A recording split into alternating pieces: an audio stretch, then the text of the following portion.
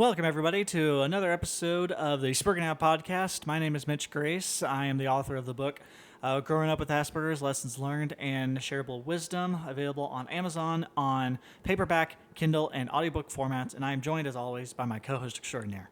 Hello, I'm an in-home therapist for adults with autism, and I'm happy to be here.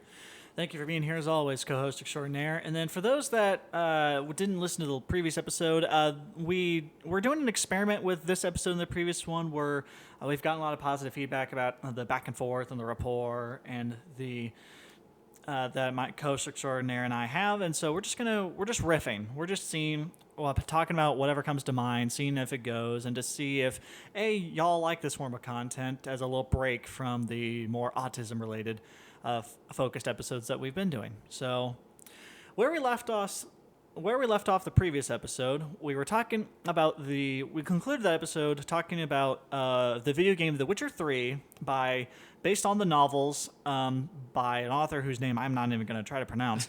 And then we wanted to transition from that conversation into a conversation about the next game that CD Projekt Red made and published called Cyberpunk 2077. Yeah. So, do you want to go first? What were your opinions about the game, and when did you play it? Well, I haven't played it. Oh, you haven't played it? I have not played it. I wanted to talk about it with you because I knew you had played it. Yeah. So I've played it, but I haven't played the expansion DLC. Phantom Liberty. Yeah. So I played it on release, and I thought it was trash and hated it because it was broken and pretty much unplayable. But I played it again recently with the new DLSS update from NVIDIA. It runs a lot better and looks a lot better. And I like it. It's pretty dope, actually. Sorta. Mixed opinions. I like it for the most part, though. Is it the gameplay or what is it that you have mixed feelings on? So the moment-to-moment gameplay is fun. Yeah. And then, traveling and, just doing random side content's fun. It's a little annoying because you get phone calls every 30 minutes from someone who's like, there's a cyber psycho, can you go assassinate them? And you're like, yes, generic side content. Thank you. But for the most part, I actually really enjoy the game. I think it's really fun, and there's a lot of different ways to approach every situation.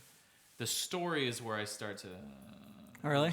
So, first half is pretty good, and, a lot of the characters in the first part of the story are fantastic. Like, Jackie's a great character. His girlfriend's a great character. There's a lot of fantastic side characters.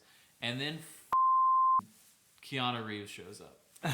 Wait, I thought Keanu Reeves showed up in the first part of the game. He's at the beginning of the game, but, he's a main character in the plot, and he, you can feel that they wrote a genuinely good story for the game, and then once they hired Keanu Reeves, they rewrote the story to be all about him. Oh, really? And so the moment he shows up, you feel the entire game just take, a detour plot-wise, and it never comes back from that detour. And while it's good on some regards, there's a lot of interactions with Johnny Silverhand, Keanu's character, that are great, and his character is really well written. The plot is just fucking dumb and annoying, and there's a lot of stuff that doesn't work well in a video game. So the game hammers it home. You're dying. You have a week to live. You're dying. And then you spend 3 months playing the game doing a bunch of side content and other dumb bullshit because it turns out that that 2 weeks to live is actually not really real because it's a video game. And so it takes a lot of the oomph out of the story. Because the main story is every cutscene is kind of reinforcing that you are literally dying and there's nothing you can do about it. But that doesn't really hit you as the player when you are on doing side content because you're not actually dying. Wait a second. So in the game, you aren't actually dying, even though the game is telling you are? Yeah, every cutscene says you're dying, and you are dying in the overarching plot, the story. But when you're not in the story, you can live forever because it's a video game. Right. So that I guess the term is ludonarrative dissonance, where the story and the gameplay don't really align, and that's actually usually it's not that big of an issue. But right now, it's in Cyberpunk 2077, it really detracts. Gotcha. I heard a character I keep hearing about Cyberpunk 2077 is Pan Am. What's Pan Am's deal? She is one of the... Oh, gosh. What are they called? Romance options? She's one of the romance options, yeah. And she's what are those... She's one of the Mad Max, out of the city, desert, good car people. I forget what they're called. Sorry. The outsider? Fake fan. But yeah, she's one of them, and she's a good character. I mean, all the characters are pretty well written. There's a couple that are a little too one-note, like the corporate lady's just evil. Most of the corpo characters are just evil corpo generic character, and you're like, yeah, I get it. Yeah. But yeah, what about her? She's just one of the romance options. Gotcha. It's just I saw the internet go. I don't want to say simping over her, but it's like they're treating her as like the whole yes, my queen, I will do whatever you say. She's got a nice pair of butt cheeks. Oh, I She's see. pretty hot. That's Gotcha. it. I'm pretty sure. The other character, I can't remember her name. The tattooed chick who does she does like brain dances.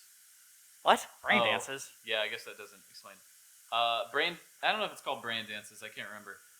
There's this thing that people do in the cyberpunk universe where people will record their memories using their cyber augments, and then it's recording like everything, how they feel, every like emotion in the moment, and then they will export that to like essentially like a VHS that you can plug into your head and experience what they experienced, like one for one. So it's a thing that people do, and I think it's called brain dancing, where you get to essentially live other people's experiences. And the first time the game does it, when it introduces you in the tutorial, it's a brain dance of someone getting shot and killed. So you experience what it feels like to get shot and killed. Oh my. And your character's like, what the fuck? And she's like, that some people pay for that, to live that experience without obviously actually being shot and killed. Huh. And then there's like this whole underbelly part where like people will pay other people to die or do awful things to record their brain dance and sell for lots of money. That's mess. That's okay. But it's a neat idea, and it fits the universe perfectly. Yeah, it does. It does. I heard that. Like Total Recall. Oh yeah, Total Recall. I didn't think about that as an influence. I heard that one of the main selling points of Cyberpunk 2077 was the branching paths. And then upon release, I heard that wasn't in fact the case. Nah, there's essentially 3 different endings, and they're 2 of them are just stupid. You essentially get 3 endings. I mean, I don't know if we're doing spoilers. Sure. Yeah, you get 3 endings. One where you get. Oh god, I don't even remember. It pretty much all boils down to your relationship with Johnny Silverhand. So the plot of the game is that he has been installed into you, his consciousness, and he is slowly going to overwrite your consciousness, and he doesn't want that to happen. But there's no way to undo the process.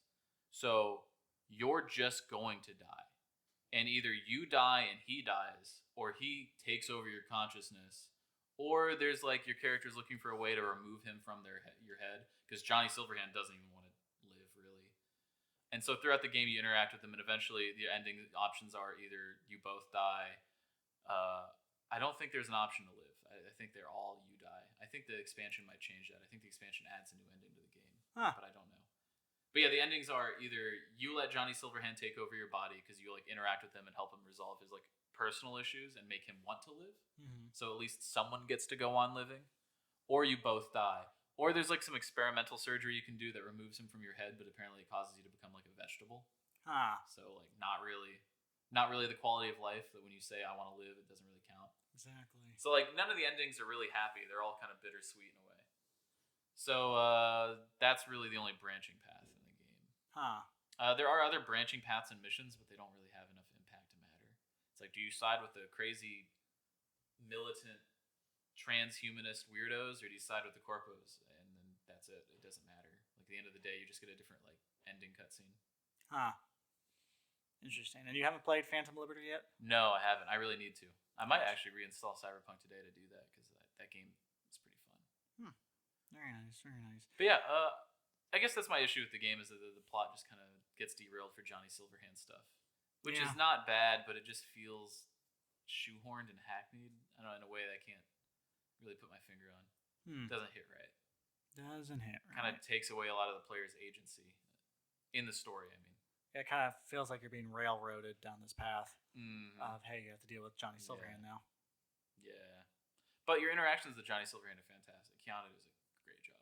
That's nice. That's nice. And he's like a ghost in your head, so he'll show up in a bunch of cutscenes and just like talk about what's going on, and no one else can see him. So like there's one scene that this lady's pleading for her life, and she's a piece of shit. Oh. And so like Johnny Silverhand standing behind her, just talking shit and like reacting to everything she's saying, essentially being the voice of the player. Because you're sitting there like, I'm gonna blow your head off, lady, no matter what you say to me. Exactly. But yeah, that's a good game. I like it. Nice. Like, what? Did you ever see this is random, but did you ever see the movie The Founder with Michael Keaton? The Founder. Yeah. Oh, the fast food McDonald's one, Yep. right? Yeah, Yes. yeah. So there's a meme I've seen very recently where it's a scene from the movie where, I mean, the dialogue is different, but the scene in the movie is where Michael Keaton goes to a McDonald's for the very first time, and he says, "Hey, I'll take a hamburger and some fries," and then boom, it gets right there in front of him, and he's like, "What is this? Your food?" "But I just ordered." "Yeah, now it's here. Where am I supposed to eat it?" "In your car, at the park, at home." Someone replaced that with, "Here's your game." "What do you mean? I didn't even download it yet." "Well, but now it's here. You can just plug it in your machine and play." Have I said on this podcast how much I hate modern gaming? Yeah. So what you like owning things? Yeah. You don't want to rent a video game, every video game ever, and then have it as a service. Did you hear the rumor that GTA 6 is maybe like $100? What? And there were people online being like, "I'll pay $100 if GTA 6 is $100. I will pirate every Rockstar game forever." You'll go back and pirate games that you already bought, like Red Dead 2. I will pirate games I already own, just not to install them in Steam yet. Like Red Dead 2, Red Dead 1, because that's on PC now, isn't it? That's an like $100. God, for a video game? Yeah, like GTA 6. I'm already nervous about GTA 6 because most of the creative heads at Rockstar that did GTA San Andreas, 4, Red Dead 1 and 2, they're all gone. Mm-hmm. So now I'm very curious. Now I'm very worried because where is GTA 6 gonna go? Because GTA has always been a satire of American culture, and now it's like, all right, that main creative voice is now gone. Yeah, so, I wonder how it'll work. I mean, all of I'll give Rockstar the benefit of the doubt. All their games are great. Like I like all of them. Yeah, they're all solid in some way or another. I mean, I do have faith that GTA 6 will be good, but $100 good? I don't know. I don't know if it'll be good as like 5 or 4. Or Red Dead 2, which is like their magnum opus. Yeah, Red Dead 2 is great. What do you like more, GTA 5 or 4? Ooh, that's a tough one. So I like 5 gameplay wise. 5 just plays better in pretty much every regard. Yeah, but the story in 4 is much better. Oh, I Nico agree. Bellic's a much more well-rounded character, and the plot is much more human, grounded. Yes. Whereas 5 is the plot is a little over the top and silly from beginning to end. It almost treads that territory of Saints Row, where it's so satirical that you stop being able to even empathize with any character. Yeah. I didn't empathize with Michael. I didn't empathize with Trevor. I empathized a bit with Franklin because he was clearly the straight man. He's the normalist person in the crowd. But even him, he's still kind of cartoony. Towards the end, yeah. And then, I mean, there's I don't really think the GTA 4 has a cohesive story. It's Nico is literally fresh off the boat. He is he gets involved not by his own choice, but in the criminal underworld of New York City, while also trying to track down the guy who betrayed his unit during the Yugoslav war. Mm-hmm. And so it has two concurrent not themes but plot lines. Nico trying to find Darko, and then Nico getting more and more involved with the crime scene in New York City. Yeah. With GTA 5, it's Michael owes some guy money because he blew up his house. That gets resolved. Then Trevor enters the picture, and Trevor's you owe me a score. And Michael's I could just kill you. What? Yeah, I feel their motivations as characters are half of Michael's motivation is I'm bored. Yeah, and Trevor's motivation is I'm crazy. And then they're the overarching plot with Trevor and Michael's the guy. Trevor thinks that one of their crewmates is in jail and they're gonna bust him out. In reality, he's dead, and it doesn't really come to anything. Yeah, Trevor throws a hissy fit and then they get over it. Yeah, they get over it pretty quickly, and then that's the end of the game. they like tie up any loose ends, and then that's it. Yeah. Cut the credits. And a lot of the dialogue is like yelling. Like I don't know. It sounds so like petty, but it got to me where like every cutscene characters are just yelling at each other, and they're just like being so blunt about everything. Where it's like, it feels almost like they're all being exposition machines, but only for their personality. Where it's like they're so on the nose. Yeah. That you really just don't feel like they're real. Whereas GTA 4, so many cutscenes, the characters are just talking like normal people talk, but exactly. It really helps you learn who they are as people. Exactly. Like there's this one scene where I think this like psychotic Russian mobster's wife just asks Nico, I was like, hey, are you okay? And Nico's like, no, I've done bad things. I've killed people. I've smuggled people. I've done horrible things. And she's like, oh, don't you want redemption? He's like, and Nico's like, no, I don't want redemption. And she's like, well, don't you worry about your soul? And it's actually a very introspective conversation. Yeah. And whatnot. So, and then it feels more Red Dead-y. Red Dead 2. Yeah. Yeah, Red Dead 2 is just... it is probably the best singular character arc I've ever seen in any form of media. Absolutely. Agreed. The story carries that game so hard. I mean, the game is great too, but yeah. the story is so good. Yes, the story, like Arthur Morgan is one of the best, like top 3 video game protagonists of all time. All the characters are so hard, and even Micah, piece of shit. He's well written. Yeah, he's well written. Like the game makes you hate him so organically, and then once you find out he's a traitor, you're like, oh. Yeah. And then the game is like, yeah, the gamers are gonna want to kill Micah, and so that's the whole point. I'm not gonna say the whole point of the epilogue, because the point of the epilogue is John Marston kind of moving on and trying to live a normal life, but then he gets roped back into it once he meets Sadie and Charles again, and Sadie's like, hey, I found Micah, and John's like, I gotta do this. Time to pull off the coolest scene in video game history with the coolest music. I own American Venom. I own American Venom, and then I also own Unshaken. Mm-hmm. The song that plays when I think Arthur finally passes, and then the song when Arthur goes on his final horse ride. Oh, it's so good. So good. I don't like that's a game series a video game that needs to be in concert. Red Dead Redemption 2. Yeah. Because D'Angelo, the guy who did the Unshaken song, he's old. He's very, very old, but he can still do it. Like, oh man, I would kill for that. Yeah. Red Dead 2 in concert. Rockstar, make it happen. You will make money. I think. I hope. They would. I mean, they're making too much money off of GTA Online to care, though. It just prints money for them. That's another thing that worries me about GTA 6 is like, all right, how much is... I mean, the GTA 6er was nothing but story content, but it's like, all right, I feel like there's going to be a bait and switch coming where like the story at a certain point, like maybe in the first third of the story, like, okay, this is really in depth, this is really good and whatnot. But then around the halfway point, it's like, this is shallow. This is unfinished. Yeah. And then I'm worried by that point, there's going to be a point in the story where it's like, yeah, they stopped putting effort into this and they started putting all their effort into the online services. Yep. I mean, that's how it feels with GTA 5 right now. If you go on the GTA Online, there's like a bunch of vehicles and weapons and things they've added to online that you can't get in the single player. Yeah. Like at all. And it's just like they just gave up on the actual game and were like, well, online's the only thing that matters because it's what prints money. I mean, there isn't any single player DLC. Like Red Dead 1 had Undead Nightmare. GTA 4 had Lost and Damned and the Ballad of Gay Tony. Both fantastic. Yes, and then both of those expansions expand on the gameplay of GTA 4. Like with Lost and Damned, it's motorcycle gameplay with also a lot of new weapons and new locations. Ballad of Gay Tony, it's more vertical in the sense that it's like a lot of helicopters, a lot of skydiving, a lot more high octane action as opposed to the base game, which is a lot more grounded and gritty.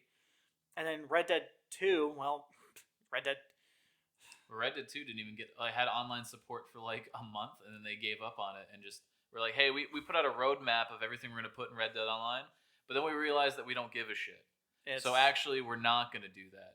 We're just going to leave it in an unfinished, broken state because GTA Online makes too much money for us to care. The thing, what infuriates me the most about that is that Red Dead 1's online was solid. So they could just literally copy and paste that and people would be okay with that. And Red Dead 2's online, for what it was initially, was really popular. People loved just sitting around a campfire playing cards, doing mundane things together. Which is what makes the game so much fun. I love just exploring the world and doing mundane shit. Yeah, doing chores around the camp. Or at John's Ranch whenever he gets that. But no, they canceled all of that. I don't even know if Red Dead Online still exists. Like, I think they might. I want to say they shut down the service for it or something. I don't know if they shut down the servers, but I do know like they did like I guess a new pack for online content, but it was the fanfare for it was so like non-existent that the fans in Rockstar were kind of like, yeah, this is the last one, without saying this is the last one. And that makes me worried for GTA 6 because like, are they gonna A, focus entirely on the multiplayer for GTA 6 because it's such a cash cow? Yeah. Or B, are they gonna do nothing for GTA 6 online and then just like hope people continue just to play GTA 5 online forever? Yeah. Because like that transition is gonna be rough. If you play GTA 5 online and you've spent $1 billion of real life money on dumb microtransactions, you're not gonna want to jump into GTA 6 online and just lose all of that. Yeah, unless you're able to transfer your stuff, or get like an in-game value, but like then that cuts into Rockstar's bottom line. It's like, I don't know. Yeah, it's kind of one of those situations where like they turned a single-player game series into a live service. So what do you do from there in your sequel? Yeah, and speaking of live services, don't you love it how Call of Duty had a crossover with Teenage Mutant Ninja Turtles? I want to die. Call of Duty's become Fortnite. Yeah, exactly. Like worse Fortnite, because at least Fortnite is like kind of silly and cartoony. It all kind of works. Yeah, like Fortnite is Call of Duty tries so hard to be serious and cool, and you're like, you can't be serious and cool when you have Nicki Minaj and Snoop Dogg as a literal anthropomorphic dog running around. And then it's stupid. And now the Ninja Turtles. Like Fortnite at this point is just product, the game. Where like the only recent gameplay thing they did that actually added shit was Godzilla. Whereas like he's like a giant thing on the map that can kill you like instantly, and you have to the players kind of have to have an unspoken alliance like, hey, we got to take him down. Yeah. So like that, I'm like, okay, from a gameplay perspective, I can understand why Godzilla, King Kong, all that, why they have a purpose to be there. Mm-hmm. Why the Teenage Mutant Ninja Turtles and the Call of Duty? Yeah. Why? Well, did you get into the really insidious AI stuff that Activision copy wrote? I think we talked about this in a previous episode. Did we? Okay, but say it again for those who don't remember, because I don't. They patented AI matchmaking in multiplayer, and part of the patent explicitly includes matching players up to other players who have purchased cosmetics. And the latest Call of Duty has the issue where if you do really well, it actually lowers your damage output, which gives you a handicap in multiplayer. That is so And dumb. if you do really well, it spawns you in bad locations when you respawn. So like it's all built around balancing. So like a high level player can play against low level players without being a total stomp. But then you have to start questioning you have the patent on the AI cosmetic thing. Like, are people buying cosmetics getting like bonuses like in multiplayer so that when they kill a 6-year-old, the 6-year-old can see the kill cam of Nicki Minaj and be like, I want to buy the Nicki Minaj skin. Like, are we getting to that dystopia where it's like the entire multiplayer is just a form of pressure and coercion to buy microtransactions? I would argue it's been that way for a while because, like, forget every single crossover known to man that Fortnite has had. Think about PUBG. Think about the battle royales that Call of Duty had before all of this crossover bullshit.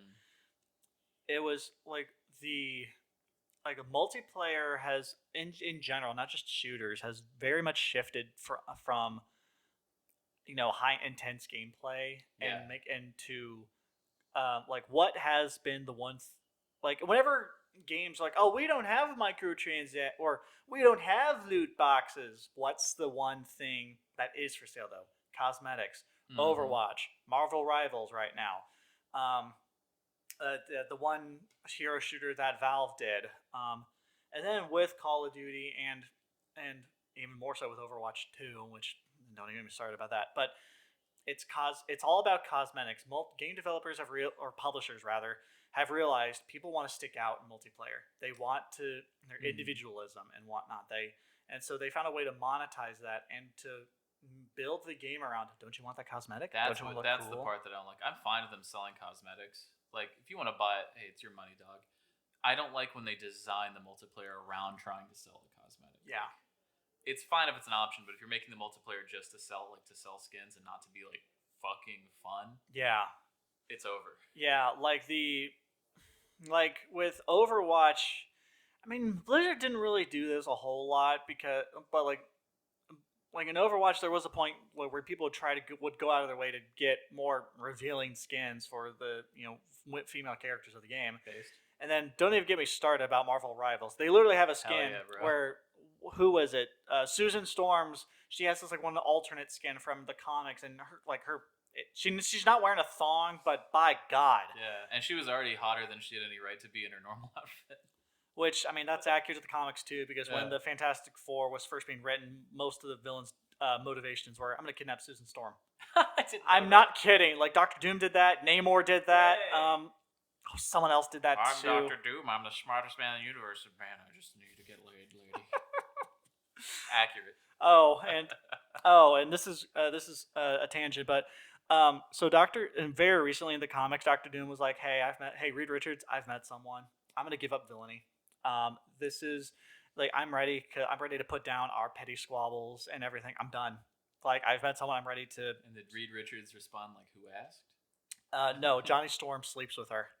Oh, the Human Torch sleeps with her, and this gets revealed at the wedding while Doom and this woman are at the altar. God. And so, if you need to, it's so stupid. Yeah, if you need a reminder what that a dumb plot. Oh yeah, it's dumb. I always hate that. That's a common comic when the villain's like, "I'm in love. I'm gonna give up villainy." It's like you don't get to just say, "I'm done being a psycho killer," because you're still going to prison for the rest of your life. You killed people. You fucking asshole. Yeah, no. Doctor Doom's a fucking genocidal dictator. Like he shouldn't get a happy ending, but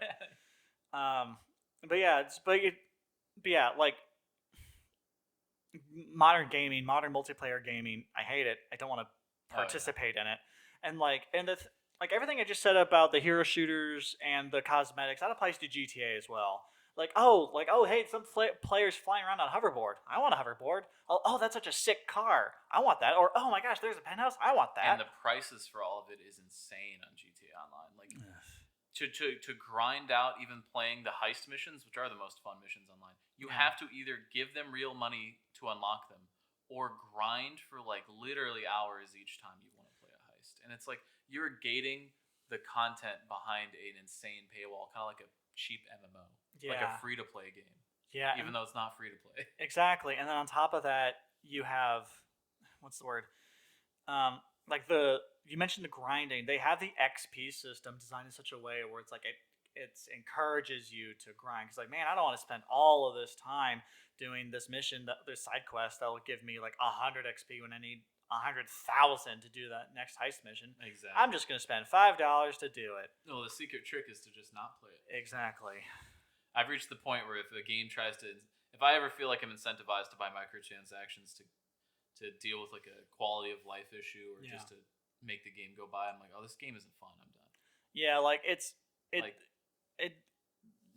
gaming has transitioned very sleazily more and more towards monetization. Because I remember when there's a YouTuber I watch who I've watched since 2011. His name is Jeremy Johns, and he is a movie critic. And he's the guy with the red background. If that rings a bell. I know who you're talking about. You know, a lot of apparently he has a bad reputation amongst other movie YouTubers. I don't know why. But movie review YouTubers are a bit dramatic for the most part. So. Yeah, don't get me started on Chris Stuckman. So Jeremy Johns he's a big Star Wars guy, and so when Star Wars Battlefront, the first game in the reboot series came out, there's a lot of hype around it, but then there was also a lot of controversy about the $50 season pass. Mm-hmm. And then Jeremy Johns came out and said, okay, so this is my Star Wars Battlefront video. I just can't buy this game knowing that so much content is locked behind a $50 season pass. That is that is almost the price of the full game. And so it's gotten worse since then. Star Wars Battlefront 2 had an even worse monetization system with loot boxes. Yep. Overwatch 1 had loot boxes, and now they're like, oh, and now every time a developer says, oh, well, we don't have microtransactions, we don't have loot boxes or DLC, they get applause for it. It's like, no, motherfucker. You don't deserve praise for doing the bare minimum. Yeah, to me, it's like saying, like, I didn't murder anyone today, and then expecting everyone to pat you on the back for it. It's Yeah. like, that's just the default, buddy. Yeah, it's we all agreed to that social contract already. Yeah, and then don't get me started about Bethesda and their track record. Oh gosh, Horse Armor. It's a hood classic. Horse Armor is a hood classic. So, the producer and I have, and you co-host extraordinaire, we have a mutual friend who is, I'm just gonna come out and say it, he is a Bethesda fanboy. Oh, does he play Elder Scrolls Online?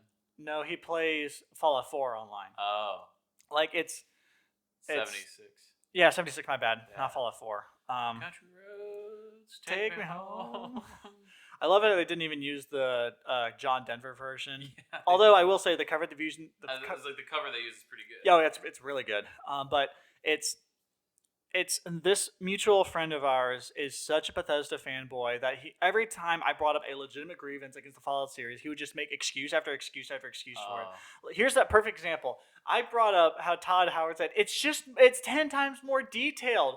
That's a lie. And I was like, that's a lie. But then this person's excuse was like, well, what Todd Howard actually meant was that like there are a lot more like random objects in like a room, like cups and whatnot. And it was like, that is like, okay, even if I agree that that's true, Todd Howard communicated that in such a poor way that it might as well be considered a lie.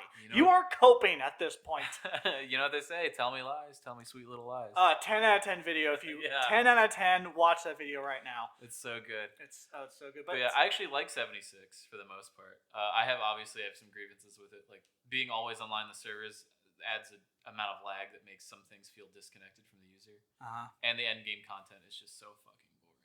Yeah. But exploring the world and just doing the basic stuff is actually pretty fun. I heard it was broken upon release. And it was broken on release. It's not broken anymore, but it was unplayable on release. Yeah, that's.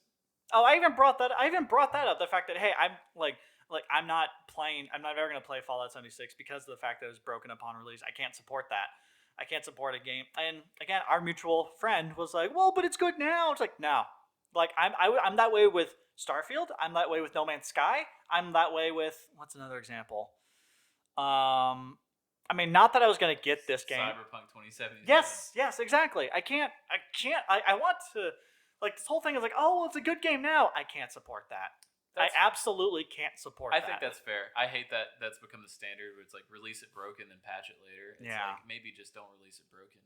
Yeah, exactly. I mean, Stalker 2 is another good example. I mean, I don't know if that game's good. I played it for like 4 hours and just put it down because I hated it. Yeah, there's... okay, switching gears a little bit. Okay, you mentioned in a previous episode you're a fan of the Yakuza series. Yes. Have you played the new pirate game that came out? It came out like 2 days ago. No. Oh, but okay, let me ask, do you intend on playing it? Probably, yeah. Okay. It looked really funny. Because here's the thing, I have not played a single Yakuza game. I know of the series. I know it's like very over the top. I know there's like a lot you can do in the game. It's wild, yeah. But I like this pirate game spinoff game, whatever. Dude, I don't know. Piqued my interest because first of all, Sea of Thieves is ass. Oh, but there's content in the game now. No, shut up. Like, Crossbone. Well, Skull and Bones. I knew was gonna be. Yeah, I knew. And then the most recent pirate game we got was Assassin's Creed 4. But if you want to get even further, the last true pirate game we got was Sid Meier's Pirates. Oh man, yeah. The remake for that came out in 2004. And what infuriates me about that even more further, that the Yakuza series is the one that has to bring back pirate games, is that freaking Sid Meier that is owned by the Civilization series. They just released Civilization 7. They just released Civilization 7. I'm not buying it. I've seen the reviews. It's I don't know. I don't keep up with Civ. Is it bad?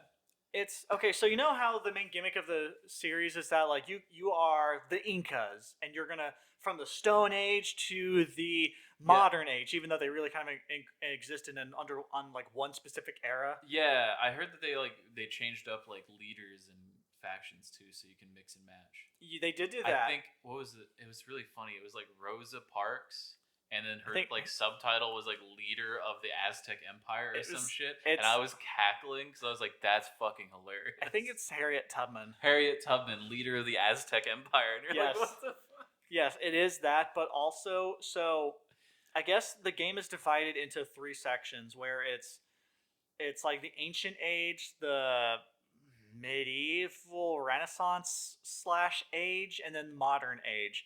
So once you get from the Stone Age to that third era, that second era I just mentioned, you can switch.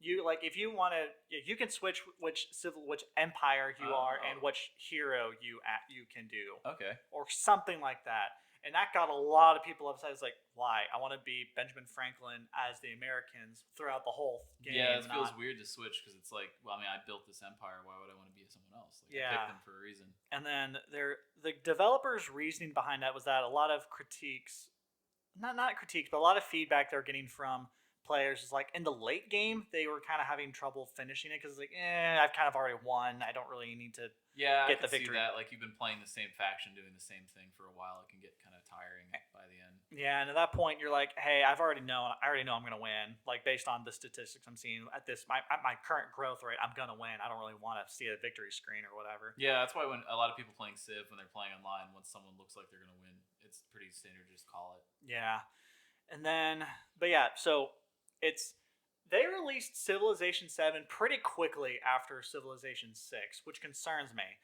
Civilization is their flagship series from Sid Meier. I get that, but this reeks to me of no. This game needed more time in the oven. They've already announced DLC and expansions and a content roadmap, which blow my brains out right the fuck now. Yeah, I hate that it's standard for games to release this day with roadmaps of DLC planned content. Like I get it if it's like a fully fleshed out game. Yeah. But most of the time, it feels like you got 2/3 of a game, and they're trying to sell you the other third. So it's a problem video games are having is the same problem that Hollywood is having, where it's like they can't make a mid-budget movie anymore. It has to be $100 million budget, and it has to make $1 billion. Gaming is having that same issue where it's like, no, it can't just be a mid-budget title. It can't be a mid-budget game with mid-budget content with mid-budget returns. Like that isn't a concept. It has to be the main it has to be the next Fortnite. It has to be the next that. Or if they are taking new ideas, which you just in the previous episode you did trash Avowed, but Avowed is a big game. Dragon Age Veilguard is a big game. Mass Effect 4 is going to be a big game. And so like they're gonna have huge budgets. The content's gonna be but like a Sid to get this back to the Sid Meier franchise, which is owned by 2K or I guess Take-Two Interactive, which is 2K as the what else do they have? Do they own Rockstar? I can't remember. 2K? I don't know. But point being is that Sid Meier's Pirates, if you ever play Sid Meier's Pirates could be that mid-budget title where it's like, okay, yeah, there's a lot we can do with this game, but we don't need to throw everything at the kitchen sink at it. Yeah, we could just have a game that's like you get to be a fun pirate and it doesn't need a crafting system or a relationship system or 400 other mechanics tacked on to, I don't know, artificially pad out the game. Yeah, funny thing is Sid Meier's Pirates does have a I have never played it, so I was just adding things that are in games these days. It is old but gold. Okay. Does it have RPG mechanics where you level up? Sorry, that was the meme for a while. I mean, it still kind of is, where every game has to have RPG mechanics. It's like, it doesn't. Yeah. Sometimes I just want the game world to be balanced around the mechanics you've added for combat, or I don't need it to level up or level down ever. Yeah, and then a lot of game studios are getting gobbled up by the big conglomerates like Microsoft, Sony. It's reached the point where your options are complete indie studio or big AAA, and there's nothing in between. The only game I want shorter games with worse graphics that take longer to produce. Yeah, because at the end of the day, that makes a better game every time. Exactly, and the only studio I can think of other than Nintendo, which has everything in house, the only game I can think of that can't afford to do that is this studio that did the fourth Crash Bandicoot game. It's About Time. I don't know. Didn't play it. No, well, so that studio they released the game, and then they saw a whole bunch of studios were getting gobbled up and then let go essentially, and so they went private essentially. Okay, heck yeah. And so they're fine, and because I'm pretty sure Crash Bandicoot It's About Time sold decently well, so I don't think they're in any financial danger. But I assume their dev team is like 50 people. Not I don't know. 1,000 plus. Yes. That was one of the things I liked about Kingdom Come Deliverance 2 is that it's essentially a AA game where it's like a 100-man team. Yeah. And that's it. But they made this phenomenal, huge game with lots of stuff in it because they're all passionate about the one thing. They're all working together. It's not a 10,000-man team being outsourcing half their content to some other company in a different country or something. Yeah, like that's what Star Wars Battlefront 2 did, the new version. Like they outsourced the creation of the flight mechanics and the flight levels to a different studio. And shocker, they were the best part of the game, of the campaign, from what I was told. I didn't play that shit. I wasn't gonna pay money for that. But like I do think it is possible to have a big AAA title like a Witcher 3, like a Batman Arkham Knight, regardless of what you think of the PC port, where like I do think it's necessary for if there are certain games that do require bigger teams, like a Witcher 3, like an Arkham Knight, like a what's a game I'm thinking of? I get GTA 5 even. Yeah. But other than that, it's like you don't. I am very curious to see how much bloat there is in video games. Yeah, there's so much, but we need. No, I'm not going to make that joke. Joking about people getting fired isn't funny. Yeah, but man, it's a red flag. Whenever a development team is like more than 100 people, I just write it off in my head when they start announcing games. Or I'm like, too many cooks in the kitchen. Yeah. A good game is a passion project with a clear vision, and the more people you have working in the game, the more dissipated. I don't know. The more muddy that vision becomes, and less coherent the whole game becomes. Exactly. Every time. Games are a collaboration, but there is such a thing as too much collaboration. Yeah, especially when you're 1,000 people working in the game, or you're outsourcing to another country, where it's like the people making the models for the game don't even know what the hell the game is. Yeah, exactly. And to your point about, because like there's a 4th Borderlands game coming out. I don't know. I'm not excited for it. Did you not like Borderlands 3? No, not really. The shooting was fine, but the story and the humor and the writing made me die every 5 seconds. Yeah, they should have brought back the writer who did, because the Borderlands 2 only has one credited writer. That's crazy. Yeah. Because Borderlands 2, like some of the jokes didn't age well, but for the most part, the writing's still pretty good. You can play it from beginning to end. Like Handsome Jack's a great character. Yeah. And then, the whole thing. Now that I've aged a little bit, because I played Borderlands 2 when I was in high school, and I was like, and the whole thing with Butt Stallion, I was like, that's funny. Nowadays, I'm like, it's kind of funny. Yeah, it's not really that funny. It's very childish humor, but like done in like an innocent. Yeah. But there's some parts of it too that are funny though. Like I remember there was one bit where like Handsome Jack puts up a bounty on the bounty board, and it was literally just kill yourself. Yeah. And if you kill yourself, he pays you. Goes, that was pretty funny. And you're like, that's such a good joke. Exactly. Where he's just like, kill yourself so I can watch you die because it makes me feel better. Exactly. And he gives you a sniper. He gives you a Hyperion sniper rifle that just shit talks you. Every time you shoot it, you're like, nice shot, idiot. And you're like, yeah, I guess this is what my nemesis would give me as a reward. And then, speaking of games where there's a lot of dialogue, and did you ever play High on Life? But where Justin Roiland is heavily featured. Yeah, actually. Well, how was that? I kind of liked it, honestly.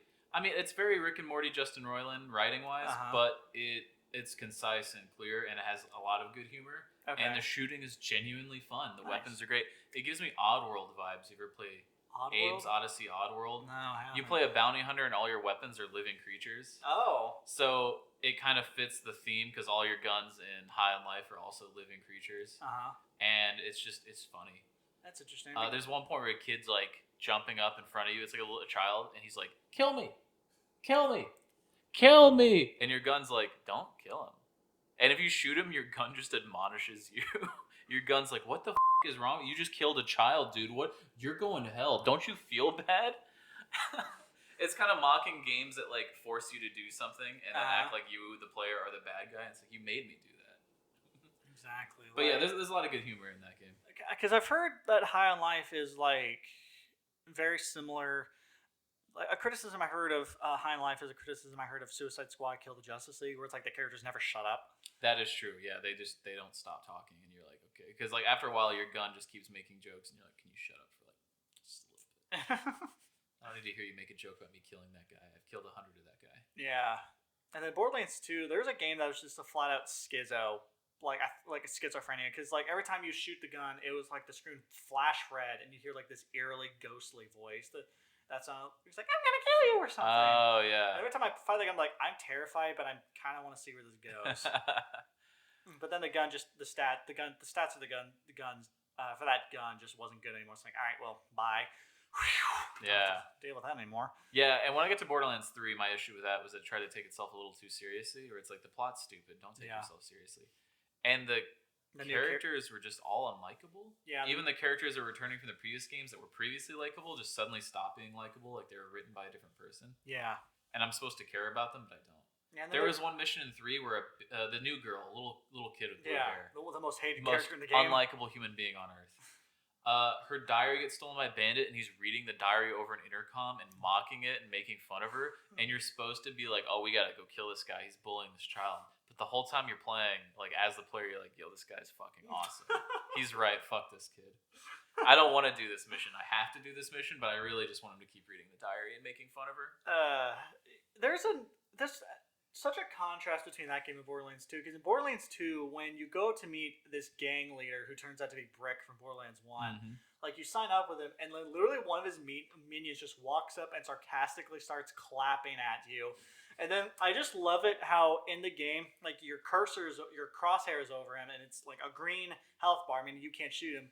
And once he like stops walking, he stands next to Brick, and he keeps clapping, the health bar goes from green to red, and it gives you the option to kill him. And then you kill him, and then Brick is like, "You are an awesome dude, you just killed him." That's awesome.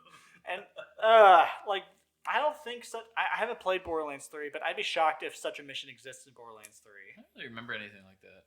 I just remember like about halfway through the game, I was playing with friends, and halfway through the game, we all just kind of like checked out of the story because it was just so overbearing and unfun. That's fair. Did you ever play Tiny Tina's spin-off game? No, I heard the game was actually pretty fun, and the magic mechanics were actually really enjoyable, but I never played it because I hate Tiny Tina. She's the worst.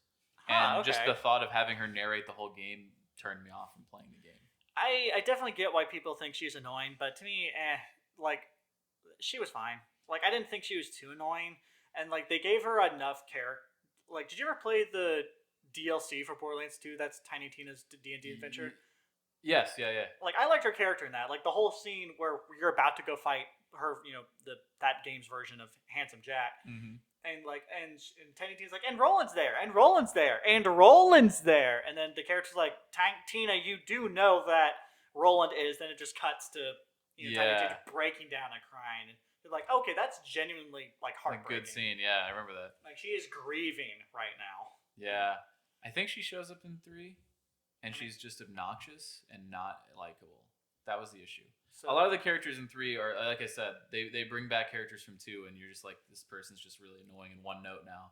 How's Claptrap? Because didn't they replace the voice actor for Claptrap? I don't remember him sounding different, but yeah, he was written worse. I mean, he was always annoying. That's intentional. But like in 3, he's just annoying in a way where you're like, yeah, I got the bit already. Yeah, it's not funny anymore. Like in Borderlands 2 leans into how annoying Claptrap is for the rest of the cast. Like Hammerlock, like he lets Claptrap get electrocuted by his electric fence gate or whatever. Yeah, and all the other characters acknowledge that he's annoying. Yeah, and then I will forever love the line from Sir Hammerlock where it's like, "I'm sorry, but every time Claptrap opens his mouth, I can feel my brain cells killing themselves one by one." And so I had to do that. And I'm just like, I get it. I understand. Not to derail, but you just reminded me of Sonic 3, the movie. Whoa. How does a character from a Borderlands game say, "Hey, my brain cells are killing themselves"? It reminds you of Sonic 3, the movie. There's a scene at the beginning where Sonic and Shadow are fighting, and Sonic's trying to talk to Shadow, and all Shadow says is, "The more you talk, the more I want to hit you." That's fair. That just reminded me of that line because I really like that line. Well, I mean, now that we're on Sonic 3. Yeah, I don't have anything more to say about Borderlands other than I'm not really too excited about the new game. Yeah, but like, the character designs also look terrible in the trailer. Like they're all bland looking. Yeah. And over designed. They all have like 400 little knickknacks glued to them, and you're like. It reminds me of Concord, the over design of characters. Yeah. But yeah, Sonic the Hedgehog 3, starring Jim Carrey. Yeah, and Keanu Reeves. Yes, I didn't see Sonic 3, but go ahead and spoil it. And Idris Elba. Oh yeah, it's Knuckles. Is Jim Carrey secretly in Cyberpunk 2077 since they just have all this? I don't know. That'd be hilarious though. I would, right? Like I think Jim Carrey's. Have you seen Sonic 3? No, but spoil it. I don't care. It's fantastic. It's better than it has any right to be. It's genuinely heartfelt, well written, has character arcs, and is funny and just has good action. I have to ask: did the young girl get shot? She gets blown up. Well, but like it's the same. Like instead of the gun soldiers just machine gunning her down in a hallway like psychopaths, they shoot an explosive barrel next to her, which explodes and kills her. Oh, and you're like, I guess you dodged the shooting a child thing, but you still fucking blew her up. Yeah, that is still child murder. Yeah, and they wrap it around in a way that works better for the story because the explosive barrels are like Shadow the Hedgehog is like they're experimenting on him and using him as like an energy source. And they're trying to export his energy out of him because he can create the energy by just running around and shit. Yeah. But they're like, well, how do we use this in a machine without just turning you into like a literal hamster in a wheel for the rest of your life? Yeah. So the explosive barrels that explode are actually like their product that they're making from his energy. So in a weird up way, he has this level of like subtle guilt because like he killed her in a sense, you know, not literally, but like the thing that energy they were using from him was what killed her. Oh wow. Which helps inform his character throughout the story because like he's bitter and unhappy and wants to help the villain blow up the planet because he's just mad. But like it makes sense. Like his only friend, like he was experimented on as far as he can remember, and his only friend got murdered by the people who were supposed to protect him. I know, it makes sense. Yeah. It makes sense. But yeah, it's really good. Genuinely great writing. I think the only negative I have is that they kind of like write Knuckles and Tails out of the story really early on, and they show up near the end, but they really don't have much impact on the story or what goes on. Not really. Yeah. But other than that, I mean, the writing is really good. Keanu Reeves kills it. The music is good. Live and Learn plays at the climax. Wait, they actually play Live and Learn? Oh, hell yeah, brother. It plays at the climax, and like I was in the movie theater and I went, yeah. Like I said it out loud in the middle of the movie theater because it was so hype. Wow. Like did the whole theater cheer whenever Yeah, dude. The guy next to me was screaming. He was so excited the whole movie. Is Live and Learn from Sonic Adventure 2? I thought that was from later in the series. I think it's Sonic Adventure 2. Ah, okay. Because Sonic Adventure 1's Open Your Heart. Yeah. And I think 2 is Live and Learn. Gotcha. But yeah, it's so good. And I heard there's a tease about a fourth movie. Yes, Amy shows up in the post-credit scene, so they're definitely going to make another movie. Oh, and doesn't she fight off some enemies real fast? Oh, yes, she fights a Metal Sonic. Okay. Which looks just like Metal Sonic. They nailed it by making them look exactly like the characters in the games. Wow. So if there's anything you want to take away from this, folks, it's bullying works. Yeah. It looks good. Yes. Yeah. Bullying Movie Studios works. It turns out if you're going to make an adaptation of a game people like, just do it. Yeah. One for one. Keep all the dumb shit. Shadow the Hedgehog does drive a motorcycle and he does have a gun. It works. It's like, yeah, keep all the silly stuff, the stuff that people like the game for. I've heard it's like a laser gun though, so it's a laser pistol. I get that. Yeah, and the motorcycle is just like a Harley Davidson motorcycle. It's funny, but it's that is. Oh, that is cool. So, all right. So, and Jim Carrey's great in it. Yeah, so that's going to be my next question is because Jim Carrey plays two characters. Yes, he plays him and his grandfather. Oh, the Gerald Robotnik character from Sonic 2? Yeah, he plays both him and his own grandfather. And he makes jokes about it. Like, I think the first scene where they're talking, he's like, wow, we are finishing each other's sentences and we think the same way, almost like we're the same actor playing two characters in a movie. And they look at the camera when they say it. Wait, literally? That is such a fourth wall break. It's so good. Jim Carrey's fantastic. And to get into spoilers of the movie, I heard in the movie, they make it, because in Sonic 2, it's kind of ambiguous that Eggman dies in it. Mm-hmm. But in this movie, in Sonic 3, I've heard that they make it pretty clear that, yeah, he's gone. Yeah, I mean, he has a big send-off. I mean, they'll probably bring him back to the fourth movie. Because I just feel like these movies wouldn't work without Jim Carrey. I agree. So, you kind of really just have to keep Eggman around because, man, he sells the movie so hard. That, and I also read, apparently Jim Carrey came out after the movie was released and said, yeah, maybe it shouldn't come back for a fourth movie. Yeah. So I hope so. He's great. I read somewhere that Jim Carrey is doing these Sonic movies because apparently one of his kids is a big Sonic fan. So they're like, okay, awesome. I'll make my kids happy. It reminds me a lot of when Raul Julia did M. Bison in the 90s Street Fighter movie. Yeah. He did it because his kids loved Street Fighter. Yeah, and he's the best part of that movie. Oh, yeah. Gosh, he kills it. Every scene where he talks, you're like, yo. And then, of course, there's that one scene that's been memed to hell of The Tuesday scene? Yes. Yeah, that one. I mean, that scene's great. Like, his line delivery is perfect, even though the rest of the movie's stupid. Oh yeah, he does such a good job at being a villain in like the scenes, but the movie's just so bad. Yeah. Although there's a scene in the movie near the climax where like a bunch of the characters are watching a monitor of a truck going to a building and they don't realize it's their building yet, and then fucking Zangief says, "Quick, change the channel." And then everyone just looks at the Zangief. I'm like, okay, that's a legitimately funny line. Yeah. But then, Raul Julia, rest in peace. Yeah, Rip Reno. Reno? Ripperino. Oh, Ripperino. Rip in peace. Yes. Sonic 3. How did Keanu Reeves do it with his voice work? Fantastic. He keeps that Keanu Reeves graveliness, but like he sells like Shadow having a character arc and genuine emotions. It makes you feel genuine emotions, which is like, oh shit. An animated anthropomorphic animal in a live action movie is making me feel things. That's crazy. I'm curious what they do for the fourth movie because I have no idea. Because Sonic 1 was Sonic 2 was a loose adaptation of Sonic 3 and Knuckles. Sonic 3 the movie was a loose adaptation of Sonic Adventure 2. And this movie they're bringing in Amy Rose and Metal Sonic. So the stinger is that Metal Sonic's a robot and there's a bunch of them and he comes through a portal and tries to kill Sonic. So maybe it'll be like an alternate dimension where Eggman's still alive but just as evil. Because that's a good way to keep Jim Carrey in the movie without bringing Eggman back. Because he has a whole character arc in the movie, Eggman, and like genuinely ends in a way where you're like, I don't think he would be evil anymore. Yeah. So like, I feel like if you're gonna bring him back, you got to make like an alternate timeline where it's just evil Eggman sending robots to kill Sonic. Yeah, either that or it's like either that or they're trying to do like a Terminator thing where it's like, all right. Metal Sonic from the future. That would be funny. That's actually a good idea. Honestly, I could see that. Like they come from the future and to kill Sonic, and Amy's like, "Oh, I'm here for the future too." Yeah. Whack. And then Jim Carrey will make like literal like direct quotes from the Terminator films. That's what I would do. Right. I'll be back. So is Amy gonna simp for Sonic, or are they gonna do like a Sonic Boom thing where she kind of has a crush for Sonic, but it's not like goo goo gaga? I don't know. Probably that. I mean, the stinger just shows her beating a robot and then saying "Hi, Sonic." That's it. So it's like there's no. Do they have a celebrity voice for Amy, or is it? I don't actually. I don't remember who the voice actor is. I don't know either. I don't remember her voice, to be honest. Maybe she doesn't talk, and I'm just imagining that part. It's possible. It's just the stinger at the end of the credits, so it's not really like a big scene. But yes, Sonic 3 is good. I would recommend it. Keanu Reeves kills it. Shadow Hedgehog is awesome. Live and Learn's awesome. Crush 40 kicks ass.